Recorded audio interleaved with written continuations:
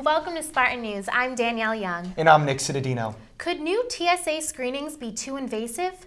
John Tyner, a software engineer, feels that they are.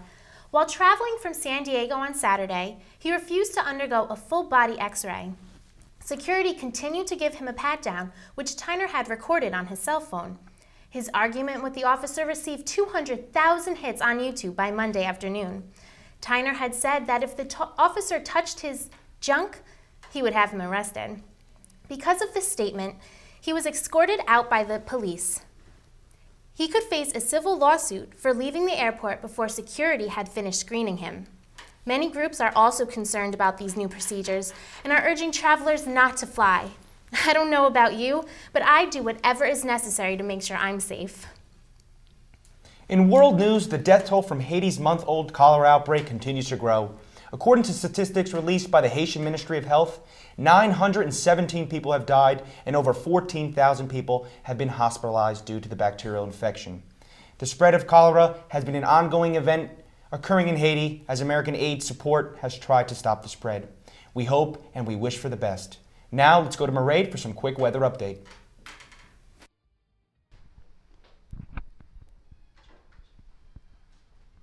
The weather in Sparkle, New York is currently breezy with partial sunshine in the area with a high temperature of 54 degrees. Stay tuned for the 5-day weather forecast covering the local weather from Thursday, Friday, Saturday, Sunday, and Monday, as well as the current weather for across the nation. So keep watching the Spartan News for the 5-day weather report to find out if you need to have your rain boots and umbrella, scarf and gloves, or your sunglasses with you this week. And now to Amanda Youngblood with the Stack News.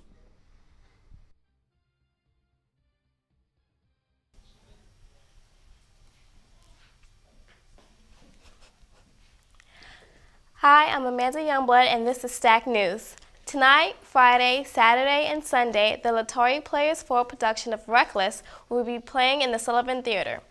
Tickets for students are $6 and guests are $8. Friday night at 10 will be the cast party. So if you like the show, you guys can stop by to grab a bite with the cast and crew and possibly win some prizes. Now, something that doesn't get enough attention on campus is the art gallery. I'm not totally into paintings or sculptures myself, but the Light Camera Action New Media exhibit looks awesome. There's even a game you can play. Also, an Emmy Award-winning filmmaker, Nina Rosenblum, will be at Stack. She will be showing her short film, Unintended Consequences, which is about the mothers of the New York disappeared who protested the Rockefeller mandatory minimum drug laws. This will be an interesting event for CA and CJ majors, so stop by the library, ask some questions, and network. It's this Sunday at 3 in the afternoon. I'm Amanda Youngblood, and this has been Stack News. Up next is Annie Cutt with music.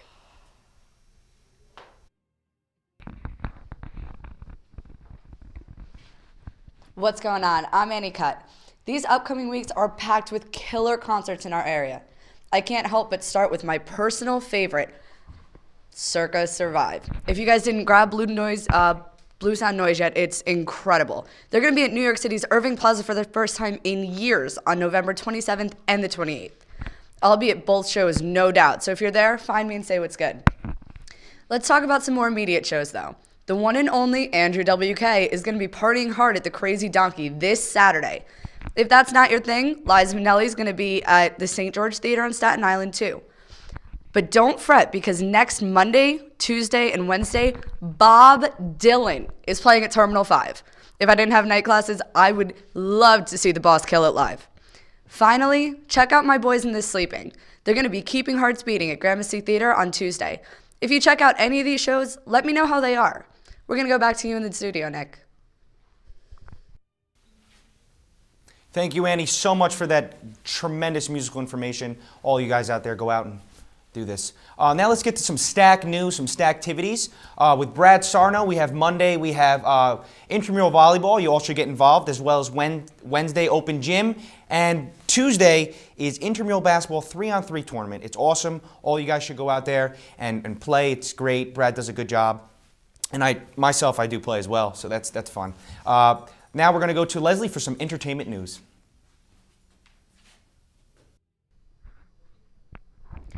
Thanks, Nick. Apparently, you don't need to get a perfect score to advance in a dancing competition.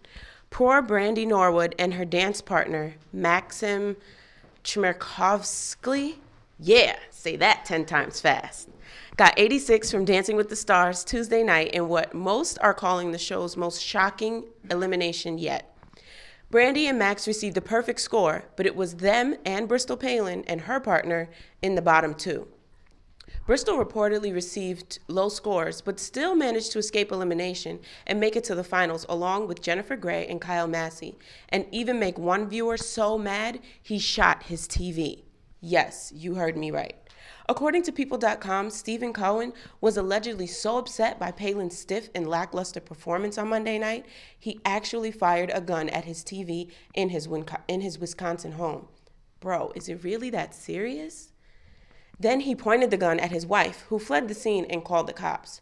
I wonder how he would have reacted after Tuesday night's save. As the hours go by, there's more and more info just pouring out about Tony Parker and Eva Longoria's split, and I'm loving it. First, we heard that Tony was filing for divorce, which turned out to be false. Then we hear that Eva pulled out of an event stating marital problems. Now we hear that she's filing for divorce and will not be making an appearance at this Sunday's AMAs because of an alleged affair between Tony and his ex-teammate's wife. See, Eva spilled the beans to her once rumored honey and really good friend Mario Lopez. This is so good. Of course, Tony's begging for forgiveness, and a source says that he's trying everything to win her back. But another source says that she'll be spending Thanksgiving with family. People magazine released their Sexiest Men of 2010, and who won the top honor of Sexiest Man Alive? And I happen to agree. It's Ryan Reynolds. I mean, come on, did you see Wolverine? Whew. The Canadian funny man and hubby to Hollywood babe Scarlett Johansson says he's learned to take everything in stride. He says you just have to go with the flow. And now this gives his family something to tease him about. You can catch Ryan as the Green Lantern in next year's DC comic book movie. For the weekend, all you Harry Potter fans out there, the time has come. Your favorite Muggle is back in the highly anticipated Part 1 of Harry Potter and the Deathly Hallows. I know the lines will be crazy, so get there early. This Sunday, catch the AMAs on ABC at 8 p.m. I hope you all voted for your favorite artist. And Monday is finally Barbie Day. Nicki Minaj's debut album, Pink Friday, will be in stores. Thank you so much for tuning in. Have a very happy Turkey Day. You know what's up next. These guys know their sports. Don't go anywhere, because it's rapid fire.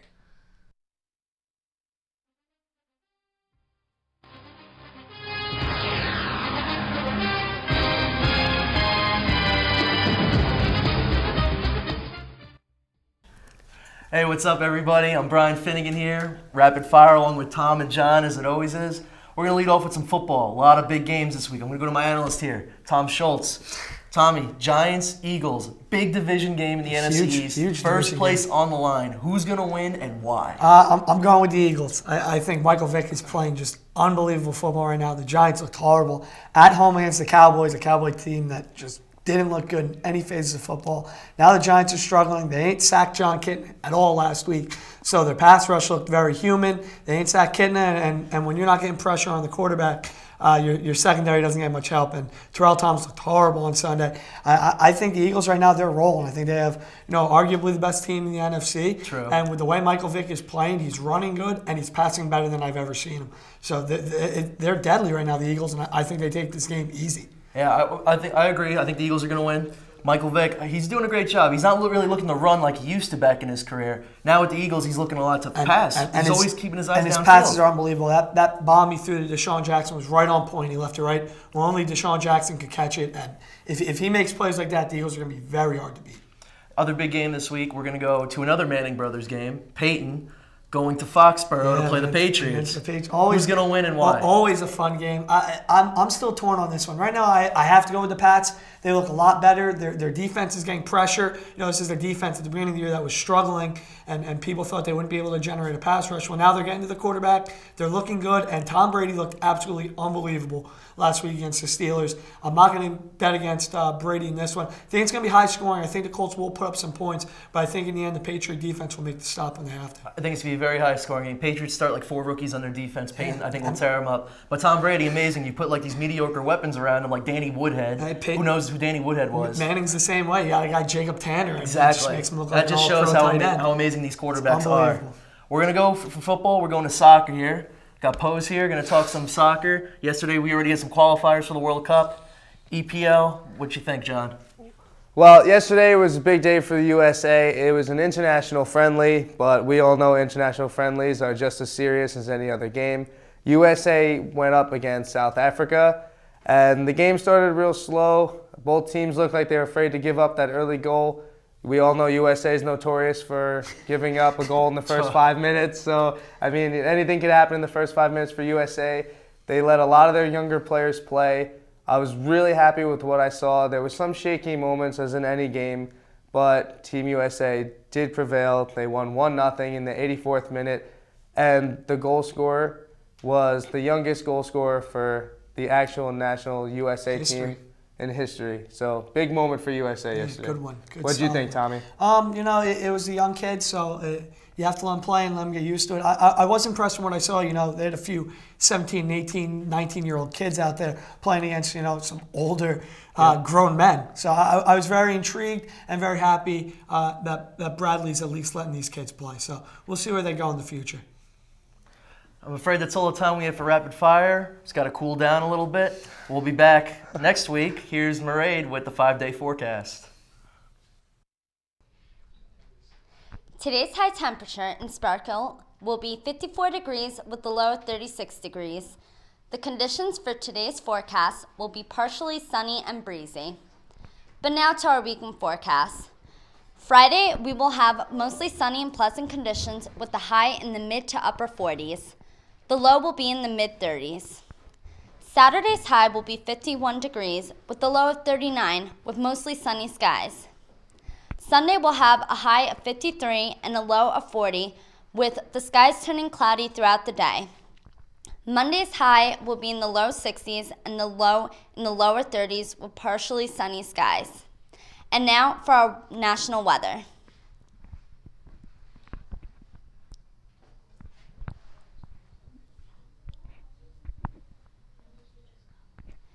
California will be partially sunny throughout the day with clearing up for sunshine. New Mexico and Kansas will both have sunny conditions with Washington having rain throughout the day. Wisconsin will be partially cloudy with Florida having sun conditions. And now back to the tri-state area with New York, New Jersey, and Connecticut experiencing partially sunny conditions. I'm Mairead Early, and that's it for Stack's Weather. Taking it back to you, Nick and Danielle in the studio. From all of us here at Spartan News, we want to wish you a very happy Thanksgiving. And thanks for watching. I'm Danielle Young. And I'm Nick Cittadino. Until next time.